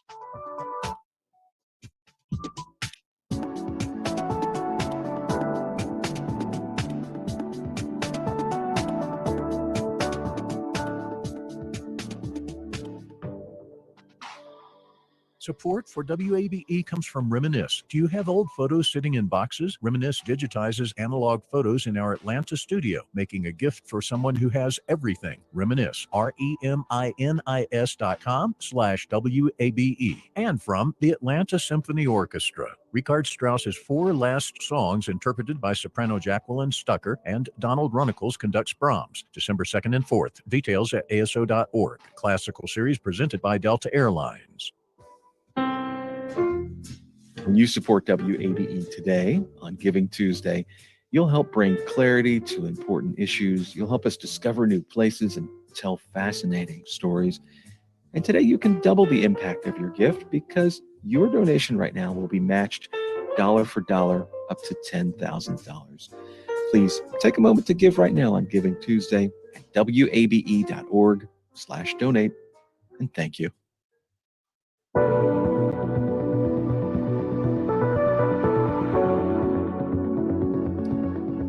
And you're listening to special live election coverage here on 90.1 WABE. I'm Rose Scott alongside Dennis O'Hara. And before we went to break, as we told you, we were unable to get Andre Dickens on the line with us because he won't speak to folks, which is understandable until the 10 o'clock hour. So we have the next best thing, and that is Raul Bally, who's at the Dickens headquarters at the gathering spot. We can't get Dickens. Let's go to Raul. Raul, it's a little bit livelier there now than it was earlier when we spoke to you. Absolutely, Rose. Yeah, it really has now filled out. I'm here in like an overflow room, and now they're already coming into here. That's where I'm set up. I do want to talk about a conversation that I had here with a key member of the Dickens campaign. They are very, very happy about those early numbers Jim was talking about. And let me break some of those numbers down. The lead is 5,700 votes. Those votes are DeKalb County early votes and absentee votes and Fulton County early votes. And I do want to mention one very interesting thing with the Fulton County early votes. It is a clear divide that Felicia Moore did well in the northern part of the city in Buckhead and like northern Midtown. And you go south from there, and that's where Andre Dickens is leading. It is this very clear line of demarcation. And I did mention DeKalb. I think it's important to remind our listeners that there is a portion of the city of Atlanta that is in DeKalb County. That's about 31,000 registered voters, or about 8%. In the end, I think if we're looking at low voter turnout, every vote is going to count. Raul, has Andre Dickens arrived yet? I have not seen him yet. No, not up to this point. No. He had made, I want to say, 17 to 20 stops around town. And Felicia Moore did as well. And so I did have a conversation with Andre Dickens, and I wanted to share that audio. I wonder if he did walk in. Oh, yes, he's right next to me now. See what you've done, Raul? I'm looking at Andre Dickens right now. You should just grab him. I am tempted to. That's what I would hugging people as he walks through the room. So yes, I would now tell you that Andre Dickens is here at his election night party, surrounded by supporters, and I don't know if he's said anything yet. No, he's not said anything yet. Let me ask you this before, because Dennis has a question for you too. We talked about this. Do these endorsements from the heavy hitters that we're all used to hearing, Shirley Franklin, Ambassador Andy Young, do those still carry a lot of weight for a candidate like Andre Dickens? You know, Dennis, I heard Dennis talking about this earlier and others talking about that earlier. I think for an increasingly smaller number of people, because when you think about the number of people who've moved into Atlanta, especially East Atlanta, you know, maybe a little bit of Buckhead, what you've seen, there are going to be people who really don't know who Andy Young is, or may not even know who Shirley Franklin is. Does it carry as much weight as it used to? Maybe not. But with a certain generation and for, you know, like people like me, I came here to be a student at Georgia Tech in 1994. These are all names that we knew. So I would say it's still, does it carry weight? Yes. Does it carry some as much as it used to? No. But again, I think something I talked about in the last hour, you guys, some of those endorsements come with money, or people who are willing to support people with money. Yeah, you were just going where I was, which is if all the endorser is doing is standing there and, you know, making sure that the candidate has a picture taken, that's one thing. But if that endorser brings money and connections and a turnout machine and people who can help with a campaign, then even though it may not matter so much in terms of recognition, as you were saying, by a lot of the folks who've moved into the city, it can certainly help with reaching voters who are likely to show up in a low turnout election like this and could make the difference. I would absolutely agree with that, and even more, Dennis, because this may end up being a low voter turnout election. Every single vote is going to matter in a race like this. Yeah, I mean, if you help with organization in a low turnout race, that can be as big as your public endorsement. Absolutely. Raul, when you spoke to Andre Dickens earlier, what was the message there from him? I think, you know, they were a little disappointed by the turnout. Let me play a little bit of my conversation with him. But they were hoping for better turnout. Turnout can always be better. I apologize. That was from my conversation with President Moore. This is the conversation I had with Andre Dickens. I want to say I had this conversation about 4 hours ago, around 5:30. In certain districts, I'm seeing that the turnout is a little bit, I would say about 10 to 20% short of where we would want it to be in terms of back to where it was on November 2nd. So it's a little light, but I think that from what I'm feeling, people are still voting for me, which is all that matters to me at this point. Yeah, so that was the conversation I had with Andre Dickens a little earlier, like I said, about 5:30 today. Well, Raul and Dennis, and Raul, before I let you go, you all have covered politics. It is always a given, it seems, that in a runoff, you're going to have low turnout. And Dennis, for decades, has always been that perhaps in certain communities, particularly communities of color, you may have a much even lower turnout. That's just the trend that continues. Yeah, and again, it depends, and this is where somebody who is known, whether it's, you know, an international figure like former Mayor Andy Young, Ambassador Young, or whether it's somebody who is in the neighborhood, who's known to the folks there, if you can have that person help you with organization. But that's what Devin Barrington Ward was talking about. Right. Reaching, exactly. they're going to go for their base, which is fine. But then how do you mobilize the folks that aren't your base? You need votes, regardless of where they come from. You need votes. So, and this is what Devin Barrington Ward was talking about. They have not, through his lens, have reached out to that particular demographic. Raul, what do you make of that? That's young folks. One of the challenges for me as a political reporter is there's also been the redistricting session. So when I have gotten out the handful of times, you see the young people working on the campaigns. The question is, are they voting? Whether they're the ones that have recently moved in or not. And from a really, and I think Councilman Dickens just articulated it, and it goes to Rose's point, is that, okay, we're not reaching them, we're not getting them out to vote, but as long as more people vote for me, that's all that matters right now. And then he's going to have to look at, no, he or she, whoever wins, is going to have to look at those people who didn't vote, because you're going to need support from the neighborhoods, from the various communities for the things you want to get done, and get those council members to go along with you. So it's a step-by-step process at this point. And if you're confronted with low turnout, as Andre Dickens was implying, that's a fact of life right now. You just want to make sure you get more of those votes, however many or however few there are. Raul, what do you make of that? It really, I think these candidates are fighting for every single vote they can get, with every single endorsement, with every single neighborhood, every single event that they were doing, whether it was the press club debates, or just getting out to every single event. This is, both candidates talked about making sure that they brought their voters back who came in the general election. And the other thing that Andre Dickens mentioned was using social media, using influencers.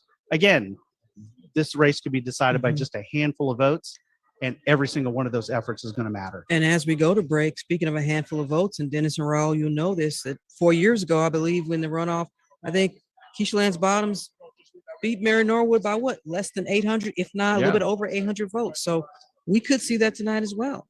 From the Dickens headquarters, which is the gathering spot, from our WABE politics team, Raul Bally, as always, thank you so much. We really appreciate it.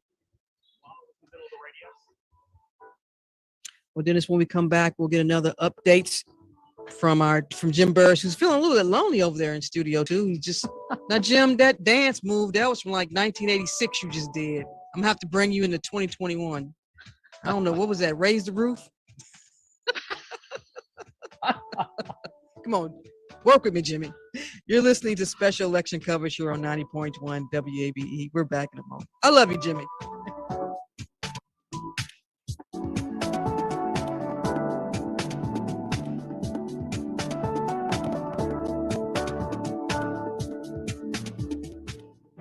Support for WABE comes from Atlanta Ramjack. Ramjack's patented systems deliver many solutions for all foundation repair needs, including cracked brick and uneven concrete. Residential and commercial repair solutions available. More at atlantaramjack.com. Today is Giving Tuesday, a day to support the organizations making a difference in Atlanta. And when you give now to WABE, you can have double the impact of your gift, because each donation we get today will be matched dollar for dollar up to $10,000. Join WABE for this day of celebration and generosity. And if you can, give a gift here on Giving Tuesday at wabe.org/donate. Thanks. On the next Fresh Air, Rebecca Hall talks about directing the new film Passing, which she adapted from a 1929 novel set in Harlem about two Black women, one of whom is passing for white. Rebecca Hall's maternal grandfather passed for white. Hall grew up in theaters. Her mother is an opera singer. Her late father founded the Royal Shakespeare Company. Join us tonight at 10 on 90.1 WABE.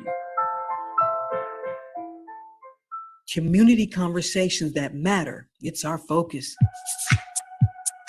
Hi, I'm Rose Scott, host of Closer Look. Whether it's education, healthcare, housing, transit and mobility, or workforce development, we bring you into the discussion about issues affecting your quality of life. Join Closer Look weekdays at 1 and weeknights at 7 here on 90.1 WABE, Atlanta's choice for NPR.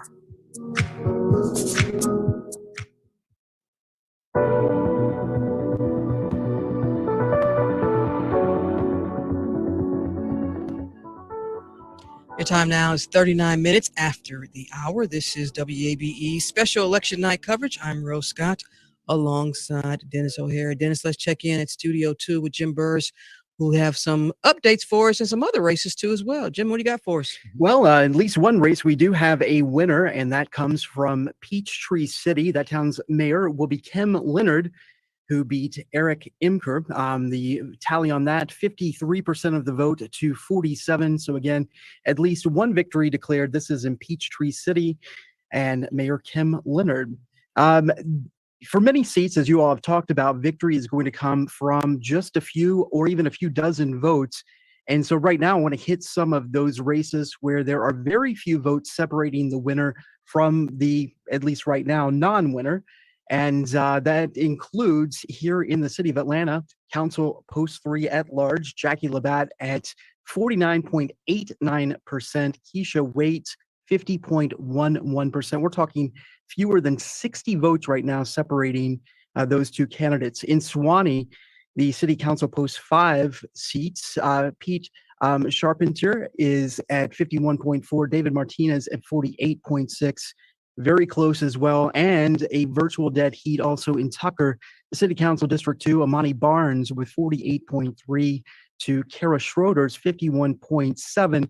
Only 28 votes right now separate those two candidates, Rose. All right, Jim Burrs, thank you so much. We'll try and check in with you before we say goodnight. Want to bring back in Denis O'Hara. And Denis, you know, and we're going to talk to Maurice Thompson here in just a second again from Georgia State, because I think with the focus on the next generation and this sort of under 35 or even under 30, that voting block, and for what we've been hearing, that a lot of folks just did not vote.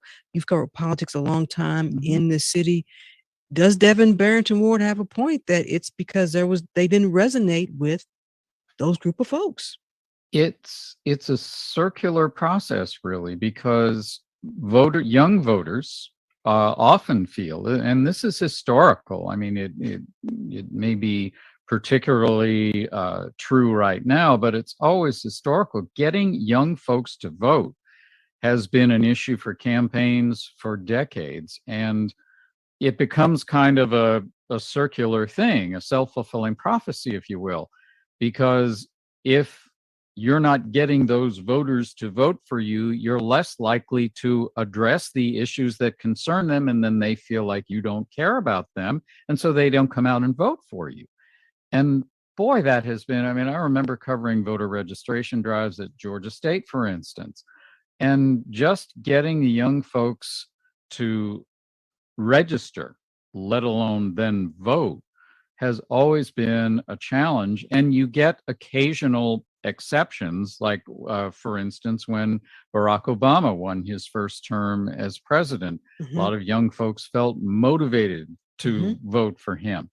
And it does happen, but especially in local races, off-year elections, midterms, to get the candidates to address issues of concern to younger people, and then to get the younger people to tune into the candidates, that kind of circular disconnect has always been a problem. Well, and I want to continue this conversation because I want to bring back Professor Maurice Thompson, and I want to bring in Devin Barrington Ward if he's still with us, because I think this conversation is so important, because these are also the same folks who, if they don't feel like their issues aren't being heard, that they're not being included, then what does it say about future elections? Now, maybe it's too early to start talking about that, but some might argue it is not.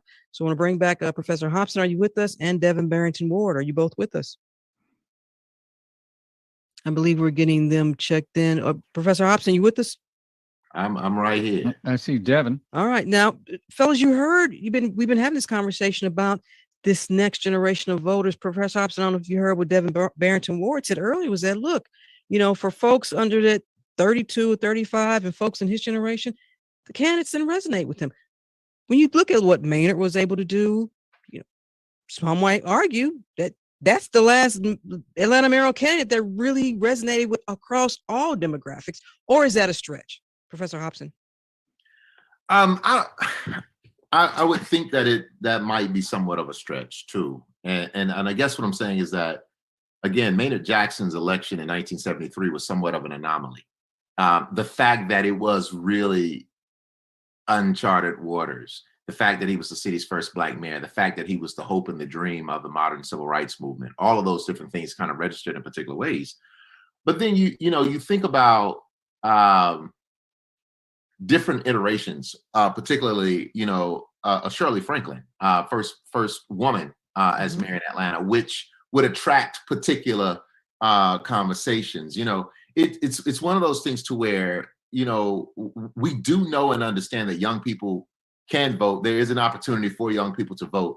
But it also makes me think of Andre 3000's lyrics in the song Get Up, Get Out, and Get Something from their 1994 album, Southern Playlistic Cadillac Music. And he says it so poignantly. You know, they telling me that I need to get out and vote, huh? Why? Ain't nobody black running but white folks. And it really does help us to register and understand that there are folks who have particular needs. But the city of Atlanta's always with the mayoral candidate, but there's, and you know this, there has always been this narrative, this push, whether folks agree with it or not, that the mayor of Atlanta needs to be a black person. I don't think this was the case this time, but that has been a push. Let's be clear about this. Let's put it on out there and talk about it. Very clear. And I mean, and you know, there's real dissension within black communities when there's a threat to that. And you know, you mentioned the word threat. Yeah, well, there are changing demographics. I mean, 1990, the city was 67% of African descent.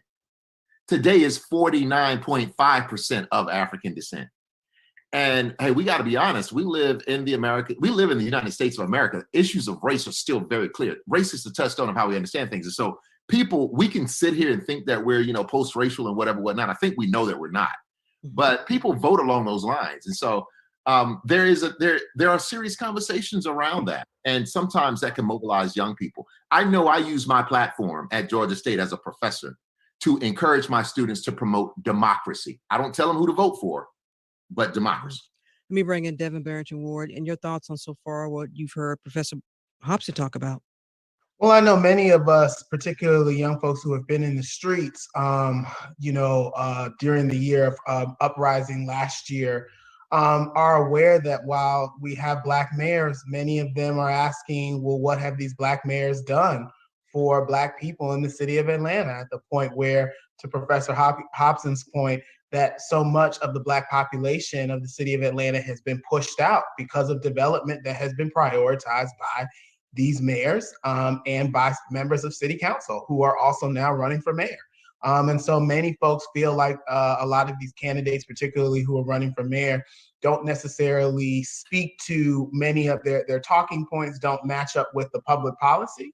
And so a lot of folks are frustrated with that. They're tired of having to vote for the lesser of two evils. And I actually want to shout someone out, Stacy on my Twitter, not Stacey Abrams, but Stacy, I retweeted her a few days ago. She talked about how voting early, she felt sick in terms of having to make the decision between these two candidates. Not that they were necessarily the worst people in the world to vote for, but that no one is living up to the dream and the vision that Maynard Jackson had outlined as the first black mayor of this city.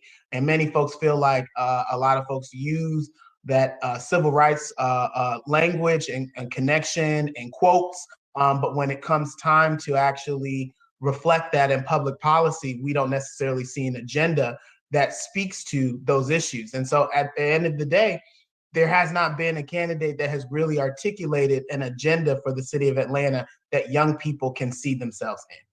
Denis.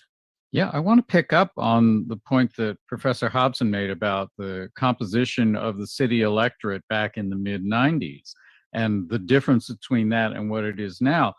That is certainly one factor, but isn't it also the case that the black-white dynamic is not the only thing going on in significant numbers anymore? You have voters of color who are non-African descent, for one, and for another, the white vote is far more diverse politically now than it was, so that the sort of blocks that people talk about really don't exist in quite the same way. So a candidate has to build coalitions, not only across racial lines, but across demographic, age, and ideological lines. And just want to household income, Denis. Yeah, exactly. And so I'd love to hear Professor Hobson and Devin pick up on that and see if that is a challenge for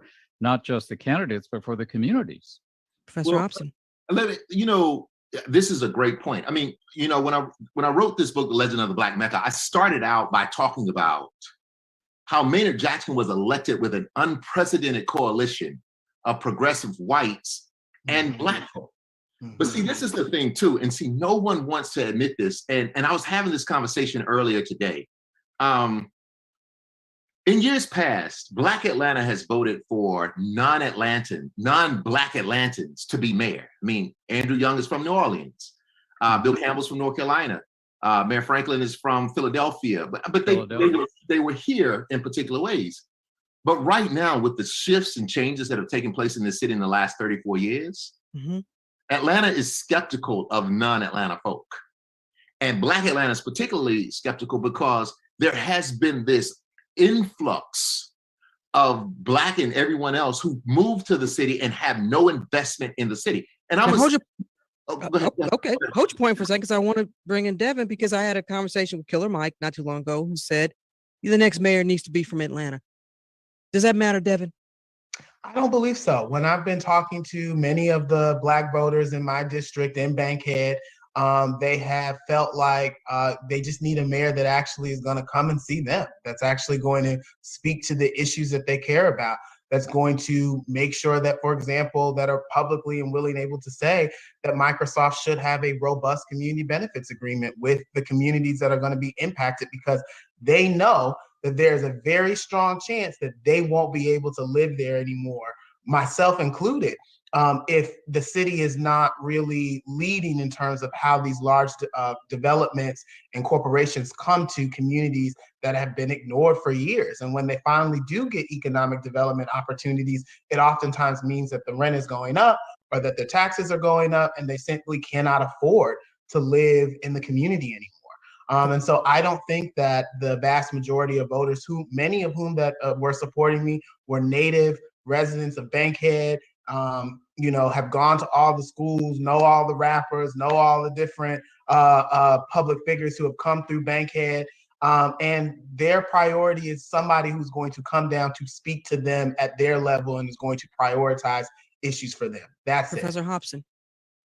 But and I got to be honest about this though. Not everyone is willing to go to Bankhead. And let me put a spin on this.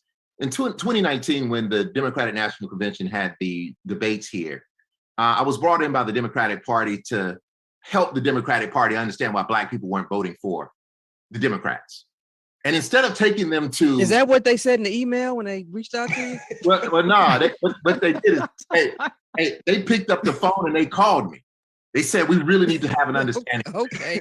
Because Georgia's going to be this player. Let me tell you what I did though. When I wrote The Legend of the Black Mecca, I did interviews with 45 former dope dealers in Bankhead. And I would have to go into the community. Now, I'm not scared of Bankhead. I'm not scared of Simpson Road. I'm not scared of Southwest Atlanta. I understand these spots. But what I did is, instead of taking them to the power players, the black folk, the black power players, I took them to Bankhead. And I said, I want y'all to tell them why you won't vote for him. And a lot of them were like, well, Bill Clinton's 3 strikes rule. And then I had to try to help educate the folks in Bankhead to be like, what if it's Zell Miller's 2-strike state rule instead of Bill Clinton's 3-strike national federal law? What I'm getting at here is that, the interesting thing about Atlanta is so much has come, and there's been so much in Atlanta's eyes, so much disrespect to the city in terms of taking the city and making it be what other people want it to be versus what it is. And that's the clash. So I'm not negating the fact that, there are folks here who want political figures who put people first, put people over profits, people over politics. But there is somewhat of a cultural clash going on in terms of Black voting, in terms of voting in Atlanta, and it plays out in race. And before I let both of you go, I do want to get your thoughts then, real quickly, if you can, in a minute. Then how do you get this same demographic we're talking about to then vote? Because next November, it's big, it's huge. Well, I think next November, ideally at the top of the ticket, Leader Abrams is going to be at the top of the ticket. And she's a different type of candidate. She is the candidate that people have seen in their community. They have seen her in areas of South Georgia that other Democratic candidates, even going back to Jimmy Carter's grandson, did not go to. And so I think candidates at every level could take a page out of Leader Abrams' book around the importance of grassroots organizing and building that connection that doesn't just come around for an election cycle, but something that is sustainable and feels genuine. All right, Professor Hobson, you get the last word on that. Well, and I absolutely agree with that, Brother Devin. one of the things, and I'm not taking anything away from Leader Abrams, phenomenal public person, public servant. But Leader Abrams took that play from Maynard Jackson's playbook. When Maynard Jackson decided to run for the Senate in 1968 and went around the state, I mean, the Klan would be checking him out. But one of the things that Maynard was able to do is he was able to talk to those white farmers in rural Georgia. And you know what they said? They said the young man has some points.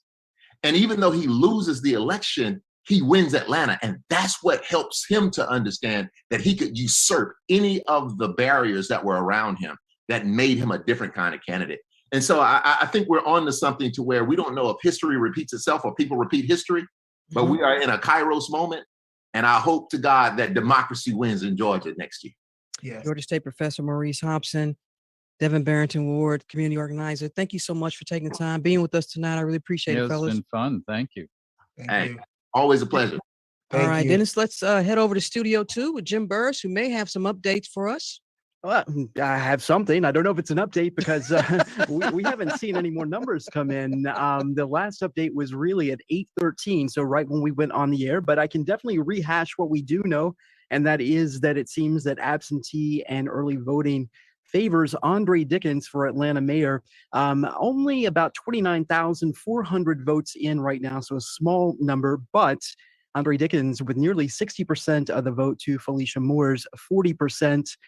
There are some other tight races, but again, we do want to say that in Peachtree City, Kim Leonard has been declared the next mayor winner in that race, where she received 53% of the vote to Eric Imker's 47%. And Jim, real quickly, because we just got a message that Jason Dozier just gave a victory speech for District 4 over Cleta Winslow. I don't know if it's premature or not, but are you hearing? I was just looking at that too. Those seem like really early numbers. Yeah. So only Dewey defeats Truman all over again. Dennis. It could be 1,300 votes cast so far that we see anyway. But Jason Dozier with a sizable lead in those votes, on nearly 60 to 40%.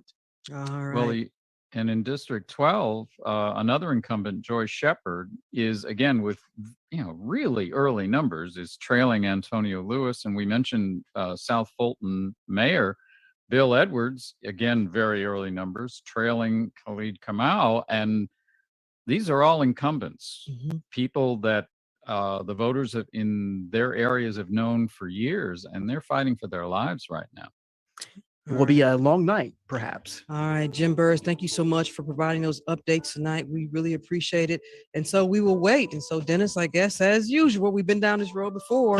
We will just have to wait and see what happens. Dennis, as always, thank you so much for being part of our election coverage. As always, I feel like I don't have to thank you because I feel like we do this all the time. Oh, Rose, it's been my pleasure, and I've really enjoyed being with you. All right, thank you so much. And I also want to give a shout out and thanks the entire WABE team for tonight. Our producers, Daniel Razel, LaShawn Hudson, Kevin Rinker, he rides a bike. Scott Wolfer is our chief content officer. Our brilliant WABE digital team, Chance, Jasmine, Mark, Rebecca. I hope I didn't forget anybody. Our wonderful Samantha, our wonderful IT department. We've got James, we've got Latanya, we've got Chandra. Who else did I miss? Anybody? Well, thank you all for taking the time to help bring our listeners this incredible coverage tonight. Stay tuned because in the morning, WAB's Lisa Rand will have a special political breakfast with Theron and Brian. And you know how that goes when those three get together. And we should have some results. Stay tuned to 90.1 WABE. This is Atlanta's Choice for NPR. For everyone here at the station, I'm Rose Scott.